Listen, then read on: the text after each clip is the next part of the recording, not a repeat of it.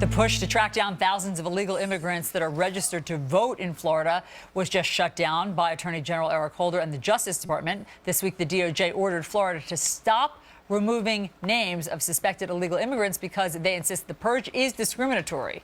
The move comes days after the Attorney General held a meeting with black church leaders and argued that voter ID laws discriminated against minorities and jeopardizes the civil rights movement. Joining us now is author and syndicated columnist Star Parker. Good morning to you.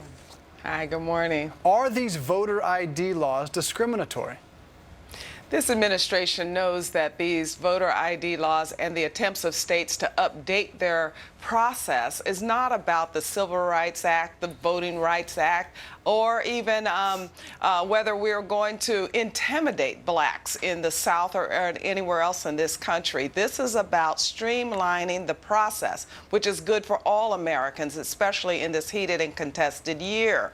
What we do know and what blacks need to appreciate while they're, again, this administration trying to intimidate them and or toy with their emotions, what they need to know is that we're a very diverse country. There are almost now the same amount of legal immigrants in this country as there are African Americans. Legal immigrants make up about 13% of the population, and the laws that govern them on voting are very complex. They're very different from those that protect the interests of blacks. The Voting Rights Act of '65, the 13th, 14th, and 15th Amendment to the Constitution. So what these states are doing is for all America to make sure that the people that are voting are eligible voters, not to keep people away from the process. Well, the Attorney General says it's not just about blacks being disenfranchised. He says that these new voter ID laws unfairly put an unfair burden also on Hispanics.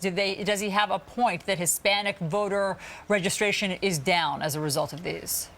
The voter registration for Hispanics are not down because of these laws. What we are trying to do is update the process, and illegals should not be voting. No, what this administration under Eric Holder are trying to do is a bait and switch. They're trying to fear people into going to the polls. They know for a long time. Just keep in mind, first of all, that the challenges that we had that led to the Voting Rights Act of '65 were Democrats. Democrats are the ones that use these strategies of intimidation to keep voting in their direction. So what they're trying to do is keep the rolls full of people that perhaps are not even eligible to vote so that they then can, make the process not really as pure as it needs to be. Illegals should not vote. Legal citizens should vote. But when we look at the downturn of the Latino vote today, it has nothing to do with these changes in law. It has everything to do with this environment, this economic environment of this president. And just wanted to point out before we go, in Georgia, after they added voter ID laws, the numbers of Latinos and blacks increased dramatically